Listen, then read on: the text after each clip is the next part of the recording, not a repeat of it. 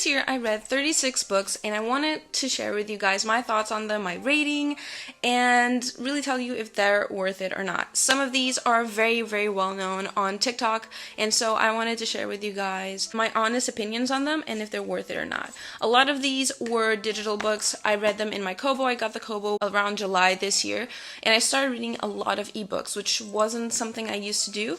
And so a lot of these are ebooks, but I will put a picture of the book, of the cover of the book, on the video so you guys know what I'm talking about. I do have some of them in physical form, but the majority are digital books. So before we go into the video, I wanted to give you guys a little heads up of what this will look like. The majority of the books I've read are fantasy. I think there's one that doesn't fit the fantasy realm, but other than that, majority of them were fantasy related. When it comes to the ratings, I'm going to be rating them out of 5 stars, but I do want to give a heads up. I don't rate my books like I think majority of people do.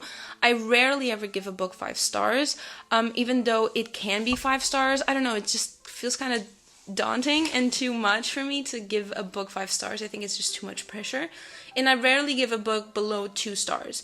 1 star is like, I would throw this in the fire kind of book, and 2 stars is like, it's really shitty, but okay, but it's shitty.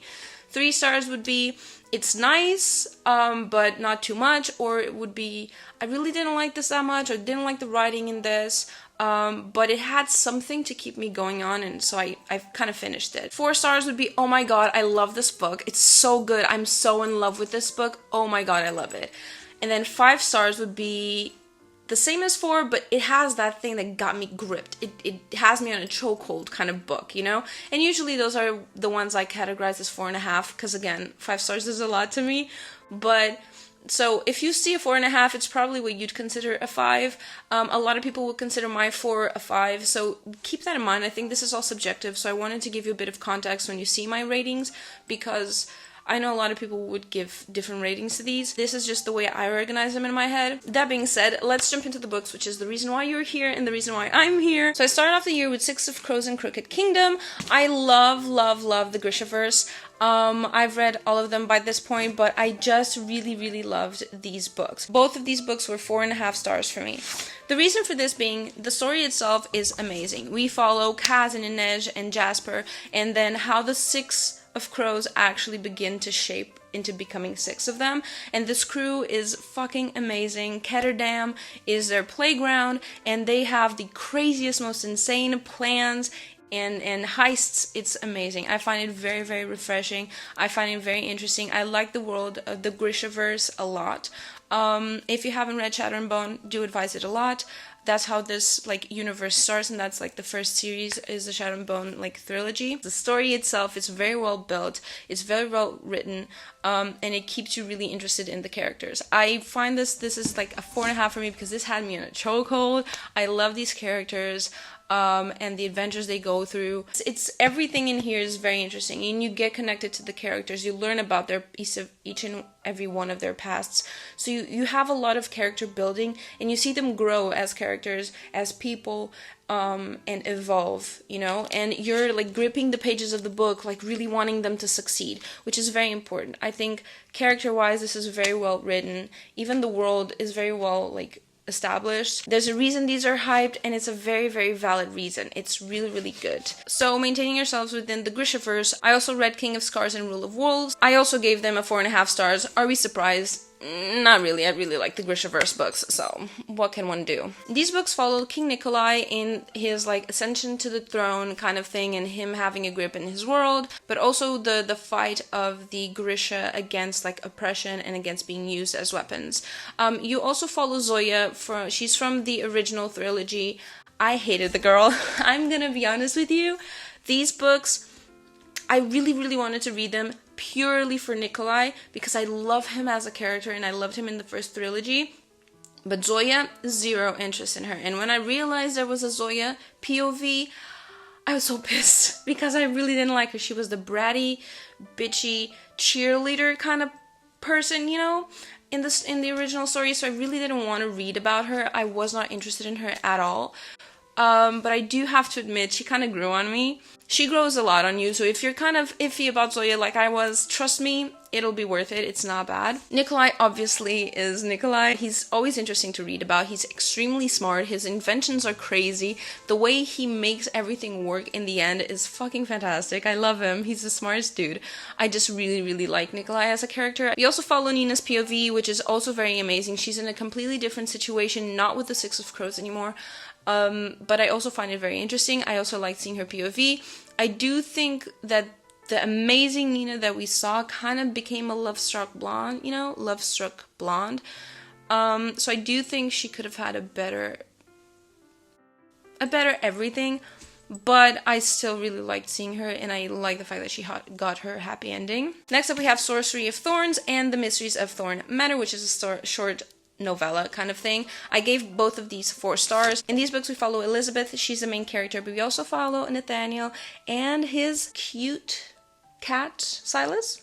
I think you can describe him like that. There's obviously romance in this. They end up falling in love. It's enemies to lovers, obviously. But the way the world is built in this is very, very interesting to me. This world is all about books, and it's centered around libraries, which is a very different, I don't know, it's kind of out of the box for me. I haven't seen any other world like this. We always see worlds with fairies and whatever and dragons and so on, but this was very interesting. The books themselves have lives. They have magic within them. They talk, they breathe, they have feelings. The books are like a central piece of this world, and there's X amount of libraries around the main central city where you have also magicians. It's a different take into the importance of books, different outlook, and it's kind of refreshing to see this. It's not always the same thing with different stories. Does that make sense to you? I don't know. She's very strong. She goes through a lot of hardships. You really feel for her and Nathaniel. And Silas is just amazing. We love him. It has kind of the triangle lovey-dovey kind of things because of Silas. But it's kind of, I don't know, it's kind of left in the air. It's not supposedly not a love triangle, but it could be, you know. It's very interesting, it's very cute. I really like the characters. It's a very nice story, and I definitely advise you to read it. This little novella is just what you need after reading the first book. This is just a little, you know, a little candy bar, you know, a little sweet for you as a reader. You get a snippet into their lives in Thorn Manor after the events of the first book, and their relationship and how they grow. And it kind of goes over their relationship and them growing closer and closer together, and it's very cute. I read it really quickly, but it's still very nice. I do advise you to buy it. As I mentioned before, we are going to be going over a few books that were kind of famous on TikTok, kind of overhyped, and these are the prime example for me when it comes to that. We have The Cruel Prince, Wicked King, and The Queen of Nothing. I read these in Portuguese, so I don't know if that's a factor into what I'm going to say next, so keep that in mind. All of these were given 3 stars for me, not even 3.5. It's literally 3 stars, and I'll tell you why. My main issue with these books is the writing style. I do not like Holly Black's writing. I had a lot of her books on my TBR, threw them out. I think it's very simplistic, it's very childish, and mind you, I understand these might be for young adults, but when I was a young adult, I read more complex things than this. Young adults are 18, 19, they're in college. Like, this is not young adult written. This is written for like 13-year-olds. And if I can give you a simple example, is like if you go back and you read the first Harry Potter book, you'll realize it's written in a very simplistic writing style. But if you read the last one, it's a bit more complex. This would be in between. We are not 13 reading this, okay? It's just not well written. I don't like the way it's written. It's also like the POVs are kind of weird as well.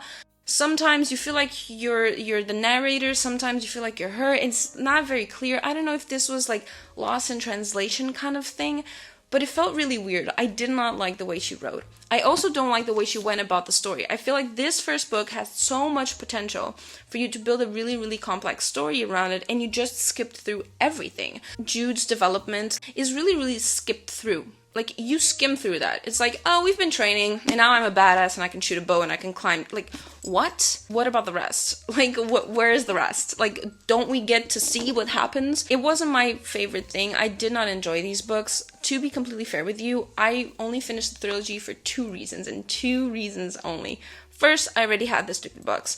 This is where I learned that when you take recommendations from TikTok, you do not buy the entire series, or you read ebook first and then you buy the books if you think they're worth it. Because otherwise I would have DNF'd the rest of the series. The second reason why I kept reading was basically Cardan and Jude. I like them as characters. I think they're amazing characters. I think they're really good characters. And I like their relationship. And so that's what I wanted. I wanted to read more about the relationship. I wanted to know more about the relationship. And that's what kept me going.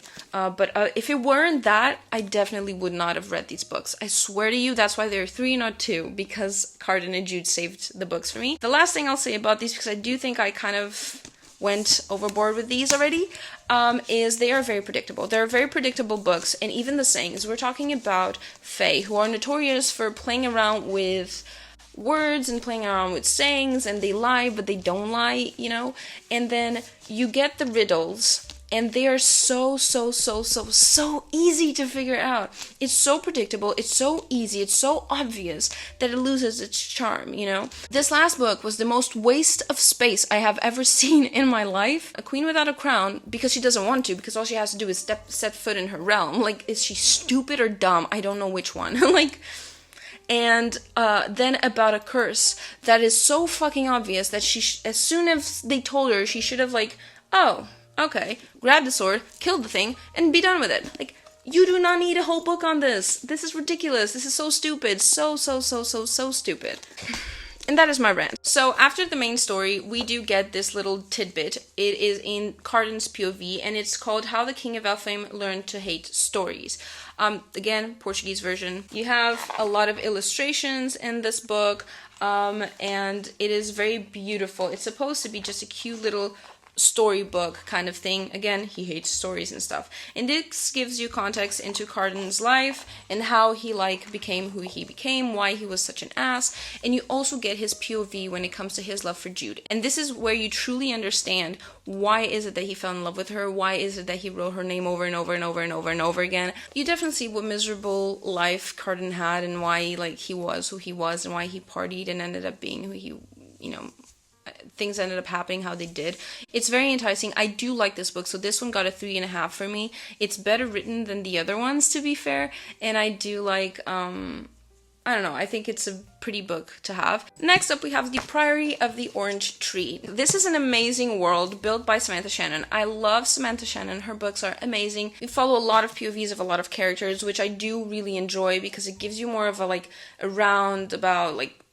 more rounded view of the world and what is going on in the conflict in this book. This is mainly wars between realms, but also involves dragons, and it's dragons and wyrms, and the wyrms are kind of destroying the world and plaguing it with a disease of their own, and you have the lands that believe in the dragons and that support the dragons, and the lands that hate the wyrms and all dragon forms. They do not connect in between, and the disease is staying on the wyrm side, while the dragon side is disease-free and really scared of that disease. And we have a POV of each of these worlds and multiple characters as well. So it's a very intricate world with a lot of history, a lot of depth. It's something you don't find in every book. There is a lot of depth. You see that there's history behind these pages. It's not just what's happening now. It's all based and all happening due to what happened in the past, which you do not have a context for. You do not understand anything it's not written in the book, but you can see that the history exists, right? It's not 500 years ago there was this war, it happened, it's a thing. No, you have details, you have the people are still suffering from it, and you see that it was there's depth in that conflict, and it's just not something that's in the past and done, and this is history. There's depth in the world building and the characters as well. I do find it very interesting. I love Sabran and Eid's relationship. We love them so much. You also see a lot of character growth. You see them really grow and evolve and become more, and that's very important. Any anime lover out there will know and will tell you that that's the main thing about anime that we all love and adore, is how much the characters evolve and grow, and we see them grow. And books that show this they really talk to me, because you go through that journey with them, so it's a really special, and you get attached to these characters. Even the ones that you don't care that much about, you end up caring about them in the end. It's a really, really long story. Do I think the book should be this long? No. We're talking 800 pages long. Do I think it needs to be this long? No. Do I think there were moments where it was really prolonged in certain parts? Yes. But was it not enjoyable? No, it was pretty good. I do think that the ending, the final battle, was a little less of what I thought it would be. Hear me out. I did like it. I did enjoy it, but I do think it needed a bit more development. I gave this a 4 stars. Now, once that book was launched, Samantha Shannon launched a second book, but it is technically a prequel to the original story. So this tells you the story of another Queen Sabran, and this is kind of gives you the context of how the worms started showing up and how they took over the world and how the disease happened and all of that. And it also tells the story of Queen Sabran and how she continued the lineage, how she ended up being the strongest queen up to her name. It's a very interesting book. It's a very interesting story, but I do give it a 3.5 because it wasn't as good as the first one, and because it was nice, it was good, it was interesting, and there's a lot of like tragedy in this, and you do see them overcoming, so the characters are also growing. You definitely see the growth in the characters for sure, and you really get an idea of the politics within the crown. I do think I do still think it missed something. It wasn't as interesting to me as the first one. It wasn't as page gripping as the first one. I took a lot longer to read this one than the first one. Just in general, it didn't get me, I wasn't hooked on it as the first one. Maybe it's not fair of me to compare them, but they are the same series. They are the same like world. You'd think that, this one would be good because this was like a candy for like her readers, right? She gave us this because we loved the first one, so she gave us this one for us to have a little bit more of the history behind the first book. And there is, mind you, you really understand the Priories really well, and there is a lot of story in this. You understand the Priories really well, you get a lot of context that you don't get. You do have a character that I like more than Sabran, which is Dumai. I like Dumai a lot. I do like Wolf as well. And I do like Dumai's perspective and reality, and you get a lot of context into the dragons side of the world, right? The world that worships dragons and how they come back to life and all that. And I really like her side of the story. That kind of really like made the book for me, but not full on 4 stars. So the next books are kind of like what you'd want to read if you really liked A Cruel Prince or you were disappointed by A Cruel Prince. The books that you actually wanted to read were The Serpent and the Wings of Night, and its sequel, The Ashes and the Star-Cursed King. They're amazing. I am so going to get these. I read these in my Kobo. I love these with all my heart. The world is kind of also different from what we're used to. It's with a lot of vampires, and the main character is the only human. And it's enemies to lovers. And it centers around this whole competition where the strongest of the vampires reigns and will win, and they end up making a wish, and they end up like wishing. You can wish for ultimate power, you can wish to be the most powerful vampire in the world, you can wish to be your king.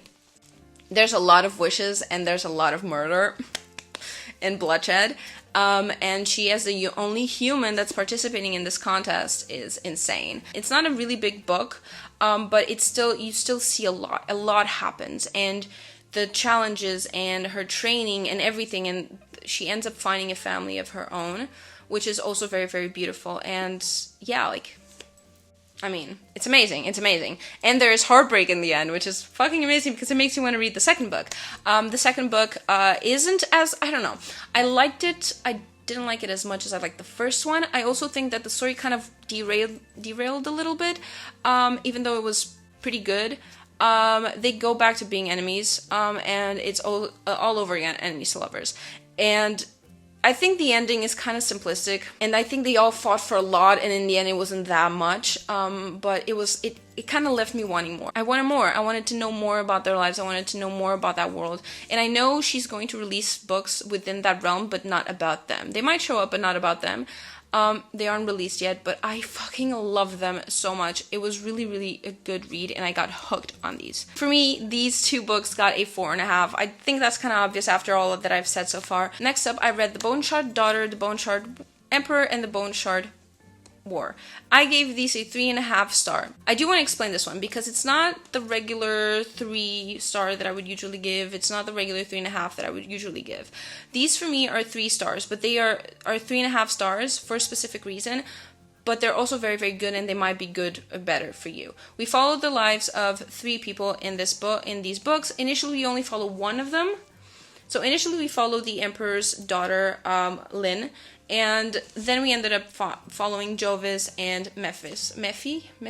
Memphis is his little pet. She also gets a pet, and these pets end up becoming really, really important to the story. And there's a lot of depth. It's a really different kind of style of world building, and you don't really figure it out until the last book. And it's very, very, very interesting. It's a very different outtake. It's very out of the box, very creative. If the book library ones from Thorn Manor, from Sorcery of Thorns was interesting, trust me when I tell you, this one takes it up a notch. You are not expecting it. Some of these islands are going down because they're being mined, and somehow the mining is associated with the islands going down and sinking, but they sink in like seconds. You start understanding why these calamities are happening, how you're gonna change. Then you have like enemies that start to, rise up, and it's weird in so many ways. It's so weird, but it's very interesting and very intricate, and it's a very interesting world.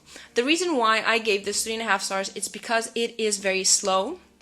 It's a very slow story, and then at the same time, it's very fast. From the second book to the third book, 2 whole years go by, and nothing happened. And I cannot wrap my head around that, because it makes no sense. How, for 2 whole years, how doesn't the story advance? It could have been a bit faster. I felt like it could have been better. And I ended up hesitating between books because of that. Because I was like, it took me a while to get to the book. It took me a while to get started with the book and to actually feel addicted to the book, right? I like the story. It's a nice story. It's a good read. I do advise you to read it. Definitely read it. It's a good book. The 3 of them are good books, but it just took me a while, for me personally. It took me a while to get like hooked on them. And the ending makes no sense. Read the book, you know what I mean. It wouldn't take him that long. It would not have taken that long. But if you like magic, if you like magical beings, if you like weird worlds, if you like not zombie, but like Frankenstein type stuff.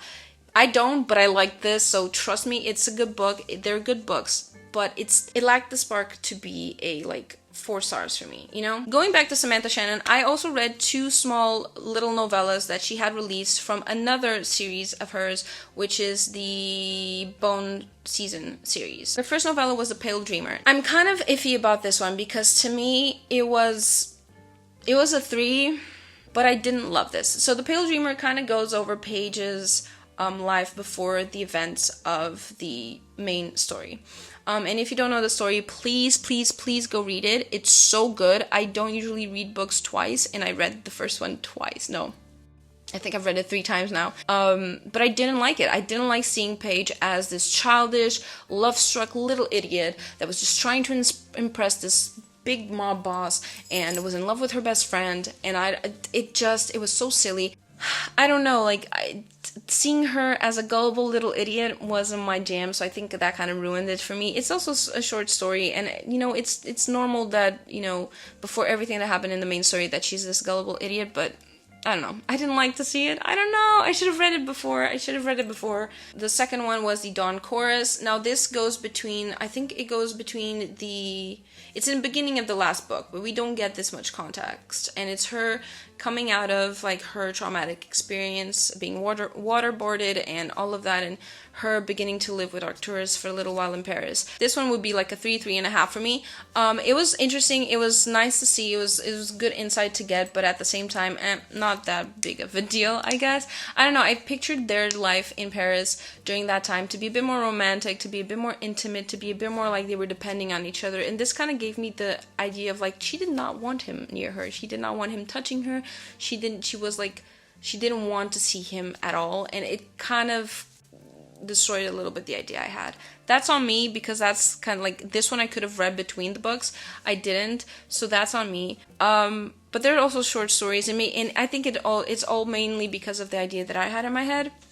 Next up, we went into the Shadowhunters world by Cassandra Clare, the Clockwork Angel, Prince, and Princess books. In these books, we follow Jem, Tessa, and Will.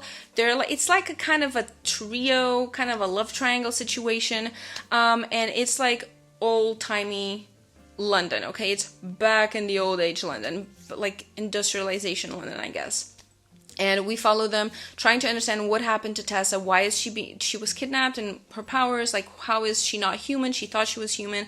It's all around this, but with the institute, with the London Institute, and the family that they find in the London, that Tessa finds in the London Institute, and also what happened to her brother. There's all of these situations. There's this magical person behind this, and there's all of these things. It's a very interesting trilogy. I gave him 3.5 stars, and here's why. Again, I love these books. They were very interesting to me, but they didn't have that spark that kept me going. So much so that it took me a while to start the rest of the books. Read the first one, ended up reading something in between, read the second book, ended up taking like a week before I started the third book. It was ridiculous how much it took me to even get into this. There were also aspects of the story that I didn't really enjoy as much. I liked the original series a lot better. Jason Clary's relationship was a lot more interesting to me than Tessa, Will's, and Jem's, even though I really liked the characters themselves. I do think Tessa is very strong, a lot stronger than she was made to portray in the book, and I think she refused to just reach her potential, I think. Maybe later on she ended up reaching her potential, but I don't know. Like, I didn't see Tessa as this person that would end up wanting to have a family and just live a quiet life reading a book, even though that was the main thing, right?